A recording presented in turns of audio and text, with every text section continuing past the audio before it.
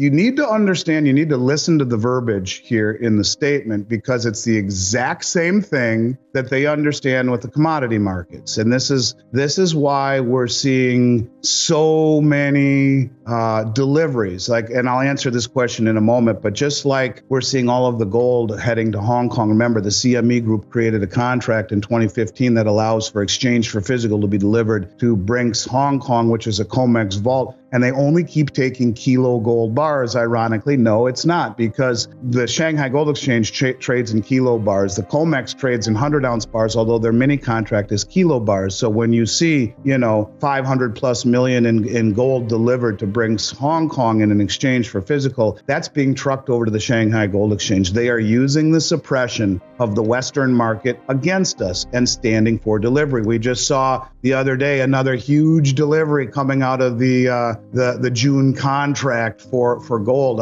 It was 30,000 gold contracts were delivered off of COMEX in the June contract, 30,000 times 100 ounces. We continue to see drawdowns in the exchanges because the world understands this is how they win the game. The countries that are standing for delivery now never did. It is the standing for delivery, the coordination, sophistication, wealth, being cunning enough and understanding enough to understand this is how you beat the West, by standing for delivery in these exchanges. Well, the same thing would be true in respect with the BRICS Grain Exchange. And I'm going to read something to you here so people understand, they get what's happening, and they're using this leverage against us. They say the BRICS Grain Exchange is likely to change the face of the world grain market tremendously. And this is according to the Russian officials. The existing global grain market infrastructure was formed following the Second World War, when U.S. wheat and corn exports dominated the market, the ministry said. Although U.S. exports no longer play the role they used to, global prices are primarily determined by the Chicago Commodity Exchange. Moscow seeks to move away from trading grain for U.S. dollars in favor of the national currencies of the BRICS member states. The ministry insists that the BRICS countries are the largest grain producers and exporters, but have no leverage to influence the price of the agricultural commodities critical for their food security. The BRICS Commodity Exchange will solve this problem. But this is the point here. The same thing would be true. Look,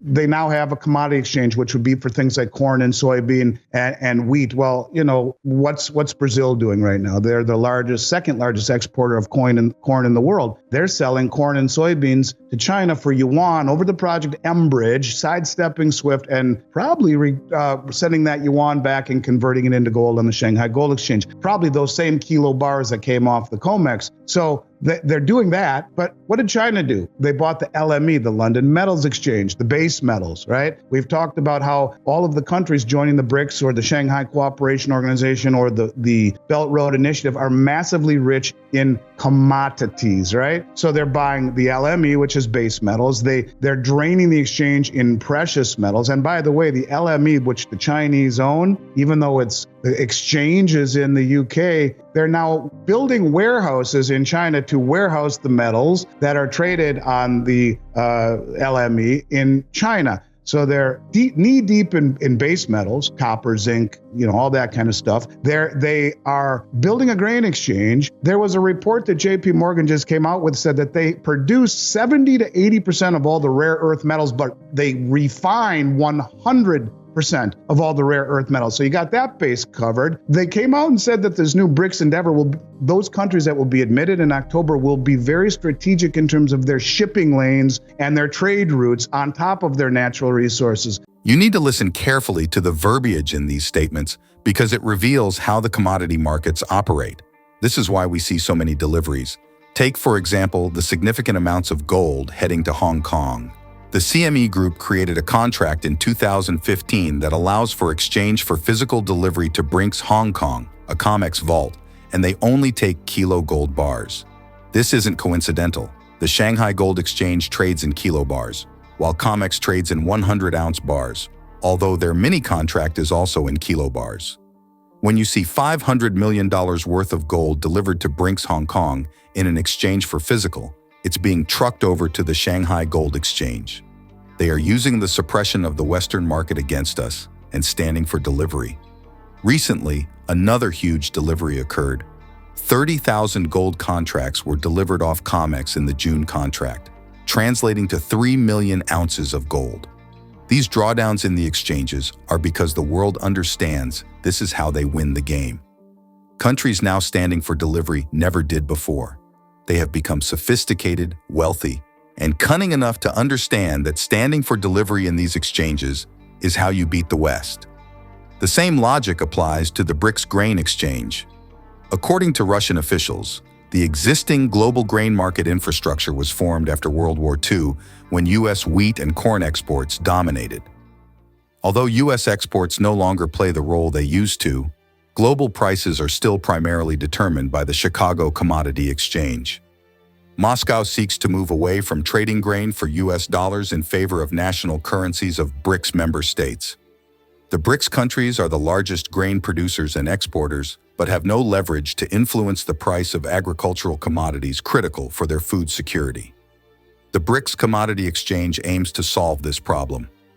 Currently, Brazil, the second largest exporter of corn in the world, sells corn and soybeans to China for yuan.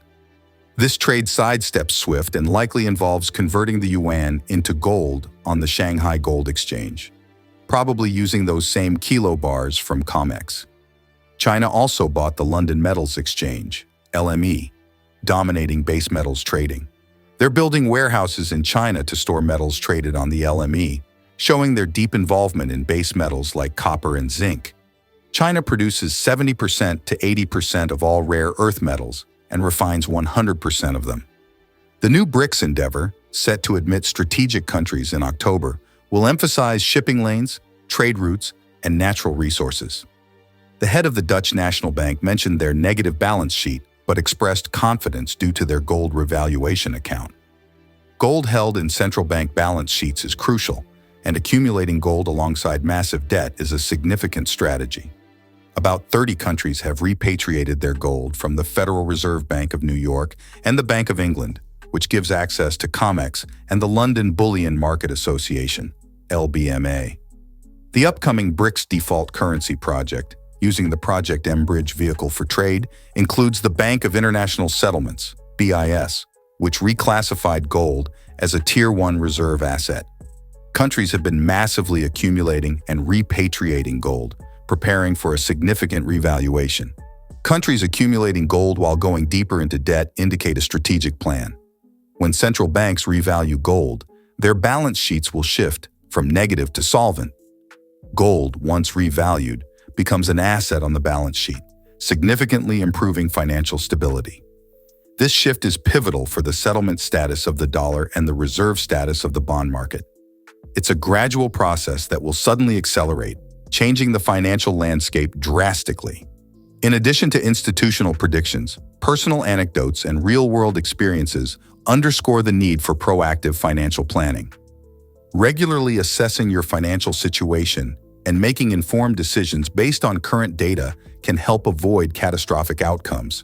The head of the Dutch National Bank said, our balance sheet is going negative, but I really don't worry too much about it because we have the gold and the gold revaluation account. And although we can't use it as an asset against a liability, we know it's there. Now, basically first of all, let me clarify. Gold held in central bank balance sheets is called the gold revaluation account. It's in the gold revaluation account, which is a very interesting name for an account for which they hold all of their gold. What Roosevelt did over my shoulder, he revalued gold by devaluing the dollar. And I find it interesting that so many of these central banks are accumulating gold at the level that they are, along with accumulating so much debt at the same time.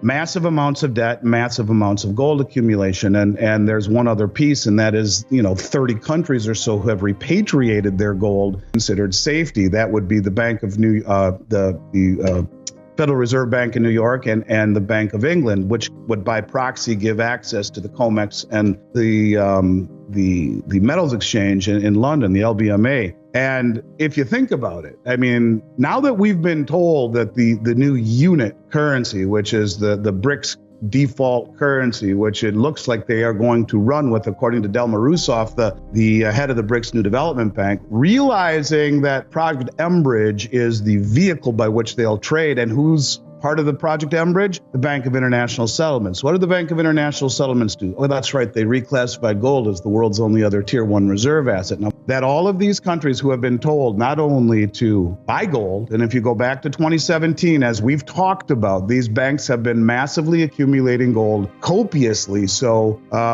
for the past 8 years or so, and maybe longer, and or 7. Anyways, but repatriating their gold is just as big of a deal. We talked about India buying 1.5 times the amount of gold that they bought in all of last year, just in the first 4 months of this year, and repatriating it. All of the countries bringing their gold back from the New York Fed, including Saudi Arabia, who is a full participant in Project Enbridge. Now follow me, I'm coming full circle with this. All of these countries accumulating gold. At the same time, they know what's coming, so they're accumulating wicked amounts of debt, right? What did the guy say, the head of the central bank say for the Dutch National Bank? Oh yeah, we're okay because we got the gold in the gold revaluation account. Kind of slipped there, right? So you think all of these countries going deeper and deeper into debt. At the same time, they're buying more and more gold and bringing it all home. Bang, they revalue gold. Just like that, there will come a time where they revalue gold and gold skyrockets, making their balance sheet from putrid to solvent, just like that. Because right now, the gold held in that gold revaluation account is not able to be counted as an asset against a liability. If they revalue it and change it to where it is now an asset on their balance sheet, everyone's balance sheet goes from upside down to perfect. Gold is now an asset that can be held in your own borders for the new unit currency traded on the Enbridge. Do you see how this becomes very serious very quickly for the settlement status of the dollar and the reserve status of the bond market? And when you talk about little by little by little by little by little by little, and then someday all at once, it is so clear that it's in front of us, yet no one's really putting all these dots together. To me, it makes great sense. Understanding this intricate web of financial maneuvers and market strategies reveals the underlying strength and value of gold and silver. These metals are not just ancient relics, they are strategic assets that can profoundly impact global financial stability. As nations like China and members of the BRICS consortium strategically accumulate gold, they signal a shift away from the traditional reliance on the US dollar and its associated financial instruments. This shift is further evidenced by the increased delivery requests in the commodity markets. When countries demand physical delivery instead of paper contracts, it underscores a growing mistrust in the existing financial system. The move to hold physical gold is a hedge against potential currency devaluation and economic instability. It's a way to secure wealth that has proven reliable through centuries of financial upheavals. Take, for example, the strategic actions of China. By purchasing the London Metals Exchange and building warehouses in China, they ensure control over base metals, critical components in industrial and technological development. Simultaneously, their significant role in the rare earth metals market gives them leverage over vital resources necessary for modern technologies. These moves are not random, but part of a coordinated effort to establish economic dominance and security. Moreover, the establishment of the BRICS Grain Exchange aims to shift the power dynamics in the global grain market. By moving away from trading in US dollars, BRICS nations can protect themselves from the volatility and political risks associated with the dollar. Instead, they trade in national currencies, fostering economic resilience and stability. This approach also allows them to influence prices for commodities crucial to their food security. For individual investors, these global strategies highlight the importance of diversifying into physical assets like gold and silver. As the dollar faces increasing pressure from both internal and external forces, holding these metals provides a hedge against potential economic turmoil. The historical performance of gold and silver, combined with the current macroeconomic trends, suggests that these assets will continue to appreciate in value. Consider the recent predictions from major financial institutions. Bank of America forecasts gold reaching $3,000 an ounce within the next 12 to 18 months. If we apply the historical gold-silver ratio, this puts silver at approximately $71 per ounce. Such projections are based on thorough analyses of current economic conditions and global financial strategies. Since 2008, the global financial system has increasingly relied on money printing, with diminishing returns. The confidence between banks has eroded, as evidenced by the decline in interbank lending. Central banks have lost confidence in each other, highlighted by the Swiss National Bank's surprise actions in 2015. More recently, confidence between central banks and Wall Street has faltered. The final layer of confidence lies with the public, and if that erodes, the consequences could be severe. Public confidence is crucial. Those who are insulated from the immediate impacts of inflation might not feel the urgency, but for many, the rising cost of living is a significant burden. As monetary velocity, the rate at which money changes hands, increases, it indicates a shift in economic behavior. People are rushing to spend their money while it still holds value, a sign of the early stages of hyperinflation. For our American and allied viewers, the strategic accumulation of gold by central banks worldwide should be a wake-up call. The diminishing trust in the U.S. financial system and the increasing debt obligations pose significant risks. Diversifying into physical gold and silver can provide a hedge against these risks and offer long-term financial security. This strategy is not just about preserving value, but ensuring stability in an uncertain world.